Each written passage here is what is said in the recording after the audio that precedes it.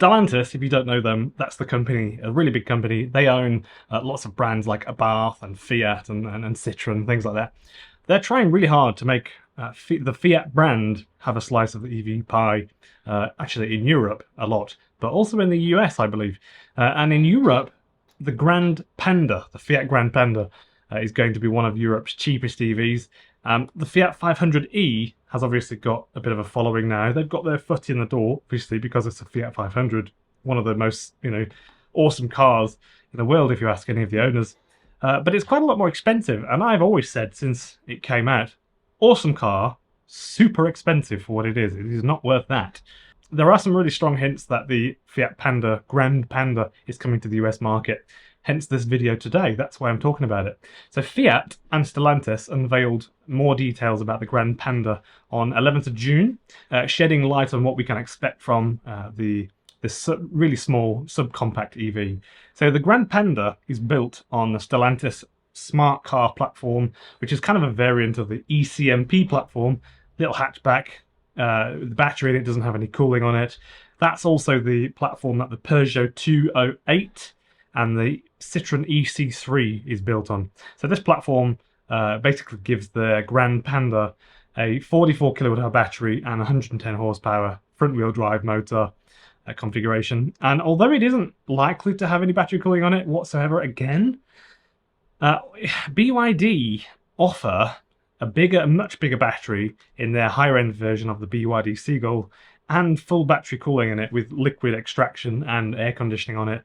Only $1,000, I think, $1,000 more US for that. So it's really, you can't say that it is cost cutting unless they're really just expecting you to buy a car that's going to have a battery that will degrade way quicker than it needs to, like really prematurely, because they don't want to just give you the option of, $1,000 or something like that. It's pretty rough, I think. It's pretty bad. So Fiat are still trying to pull the wool over many people's eyes here, as have Nissan for years. And I always mention this because it's super important to make people aware. It's fascinating. Just by the way, if you're going to get the BYD Seagull, don't get the cheap one. That doesn't have any battery cooling on it. They just bolt a battery underneath. Get the expensive one, the one with the bigger battery on that. And then you will have a healthy battery, hopefully for years. So the official range figures, they've not been released yet. But obviously we know the battery size, we know the car, we know the Citroen EC3. It should achieve 198 miles on the WLTP cycle. If you drive very slowly, like 90 kilometers per hour, you'll probably get it if it's summer. So that's kind of perfect for most people on almost all days of the year. But you may struggle a bit in winter, obviously, especially if you've got a few people in the car and you can't preheat the battery and you need to charge it, for example. That would cause possibly an issue. And especially if you're going to try and go 70 miles an hour on the motorway, going from, say, the middle of England to Scotland or the middle of England to London, may be an issue. Genuinely may be an issue. So it is definitely something to consider. It's fine for me. I'd be perfectly fine with it, but only if you can control the battery temperature and the car can cool it down. If you go to Greece, for example, and you're in, the battery's going to be cucking all day, because that's not okay. If it crosses the Atlantic Ocean to the US, I think you should expect a range of about 150 miles in line with the EPA cycle. And I think that the Fiat looks quite a bit nicer, I think, than the Citroen EC3. And it's much more than a rebadge, I think, especially if you look inside, not just the outside, which clearly looks quite different, but it's got wood on the inside and the fabrics look all different. It just looks nicer, like noticeably nicer, I think, than the Citroens.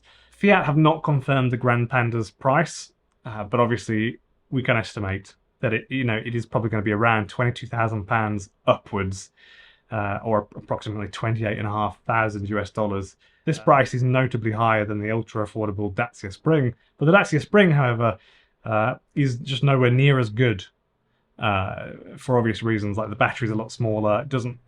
It's like quite a small car, and it's not as comfy. For example, inside, like you will definitely feel like you're not cocooned in a modern car in a Dacia Spring quite so much as you are in, say, a Citroen EC3, which really nice cars drive amazing.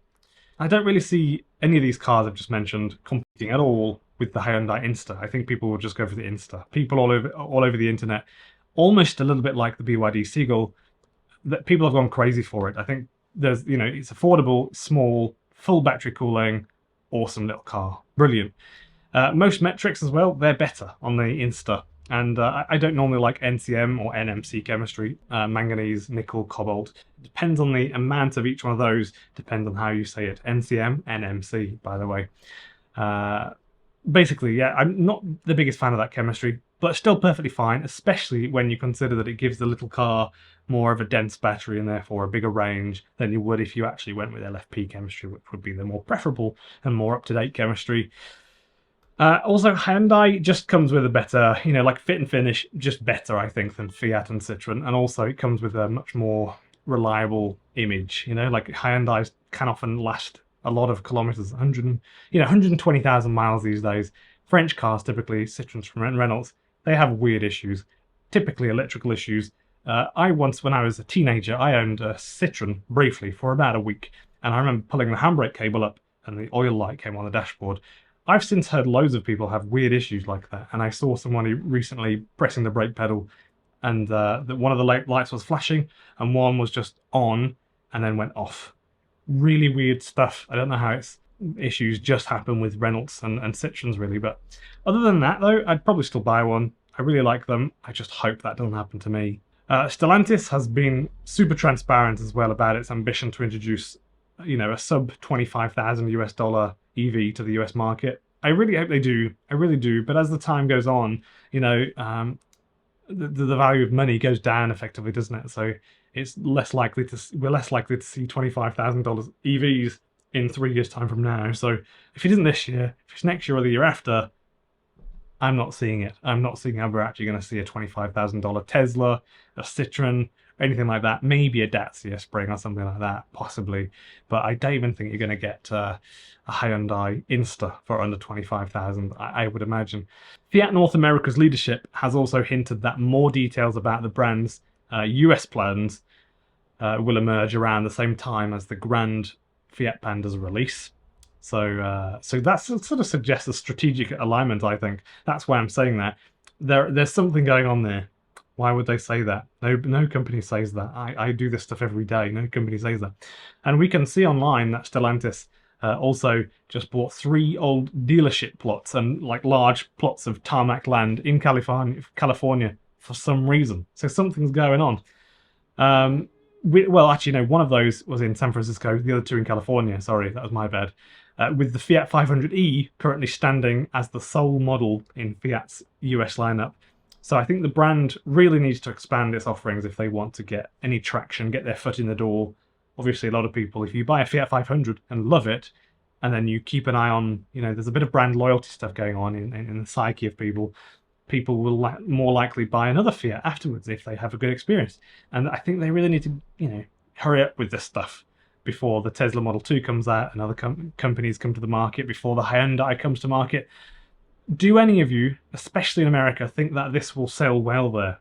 What do you think? California, San Francisco, those 2 places especially. I can see it doing kind of really well in the UK or in parts of Europe, for example. Not so much in the US.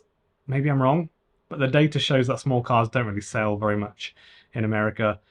Pretty much anywhere, actually. It doesn't matter what state. You can definitely see them. You can go buy yourself a Fiat 500 E, for example. There are some for sale in probably most states. Thank you for watching. Remember to subscribe if you're interested in these sort of videos. I talk about the latest EV news, and I do these videos almost every day, and unless I'm going through a tricky time in life and I'm busy. But thank you for watching. Any thoughts? Put in the comments below, and I'll be waiting to read them when this video goes live for a couple of hours, as I normally do.